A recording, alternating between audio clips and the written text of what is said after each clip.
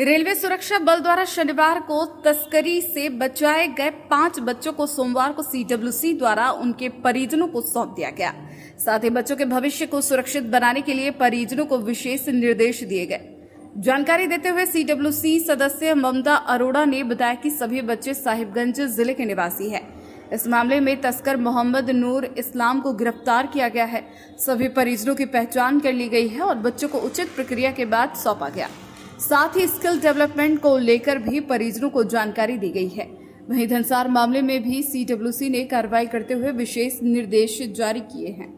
शनिवार रात करीब 8 साढ़े 8 बजे एक इंफॉर्मेशन मिला था कि कुछ 5 बच्चे नाबालिग 5 बच्चे को ट्रैफिक किया जा रहा है, जिसके द्वारा निरीक्षक प्रभारी वहाँ के रेलवे सुरक्षा बल के उन्होंने इसे रेस्क्यू किया और उनकी टीम ने इसे रेस्क्यू करके चाइल्ड हेल्पलाइन को सौंपा गया था। चाइल्ड हेल्पलाइन के थ्रू सीडब्ल्यूसी को तभी इंफॉर्मेशन मिली और कम से कम रात को 12 बजे तक इस केस को लेकर डील किया गया और उसके बाद 12 साढ़े 12 बजे तक बच्चे को सबसे पहले जो सीडब्ल्यूसी का अहम इसमें ये था कि बच्चों को पहले सेफ शेल्टर देना ज़रूरी था, तो उस हिसाब से सेफ शेल्टर दिया गया। रात को 12 बजे तक तत्पर परिस्थिति में मेडिकल कराते हुए बच्चे लोगों को बाल गृह जो कि सहयोग विलेज बोकारो में है, धनबाद के लिए पहले भी हम जानते हैं कि धनबाद के लिए कोई बाल गृह नहीं है, जिसकी वजह से बालक लोगों को हमें बोकारो भेजना पड़ता है। तो बोकारो तस्कर को भी पकड़ा गया है। तस्कर का नाम मोहम्मद नूर इब्राहिम है और मोहम्मद नूर इस्लाम है, जो भी राजमहल थाना के अंतर्गत साहिबगंज का रहने वाला है। और ये पता चला है किसी ये पता चला है किसी पैकिंग कंपनी में बच्चे लोगों को 600 रुपये की रोजी पे ले जाया जा रहा था काम करवाने के लिए। और ये सारे बच्चे 3 बच्चे ज़्यादातर राधानगर थाना साहिबगंज के हैं और 2 बच्चे राजमहल थाना के अंतर्गत साहिबगंज के हैं, जिनके पेरेंट्स को भी ट्रेस कर लिया गया है। बच्चा को हम लोगों ने बालगिरी में भेज दिया है। जो ट्रैफिकर था उसके ऊपर कार्रवाई चल रही है थाना की, उस पर भी हम नज़र अपनी बनाए हुए हैं। साथ ही साथ बच्चों के जब पेरेंट्स या इनके जो भी गार्जियन प्रतिनिधि हैं जब हमारे पास आज ऑफिस पहुंचे हैं, साहिबगंज सीडब्ल्यूसी से भी हमने बात की है।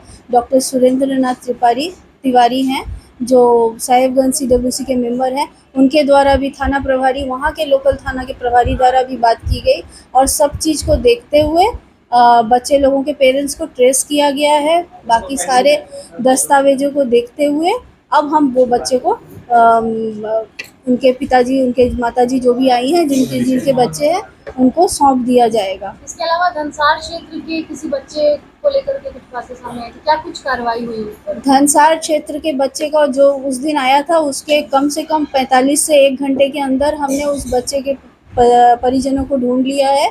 अब जाके जो चीज़ें क्लियर हुई हैं तब सारी चीज़ें उलझी हुई थी। पता चल रहा था माता पिता दोनों की डेथ हो चुकी है, बच्चे का कोई नहीं है, आता पता नहीं मिल रहा था। लेकिन 1-1.5 घंटे के अंदर हमने उन बच्चों के पेरेंट्स को ट्रेस किया है। पेरेंट्स में फादर तो दूसरी शादी कर ली है क्योंकि उनकी बच्चे की माँ की डेथ हो चुकी थी।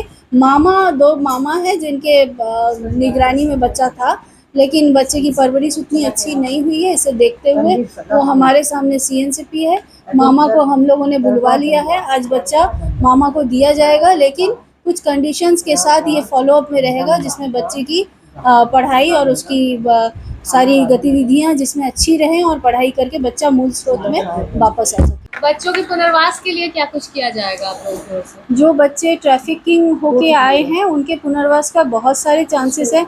उन्हें डायरेक्टली स्पॉन्सरशिप से जोड़ा जा सकता है अगर वो कोई पढ़ने लिखने में इंटरेस्टेड ना हो, क्योंकि जो बच्चे हैं वो 15-17 इस एज के भीतर में हैं।